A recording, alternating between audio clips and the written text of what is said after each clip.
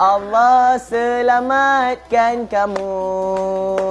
Allah selamatkan kamu.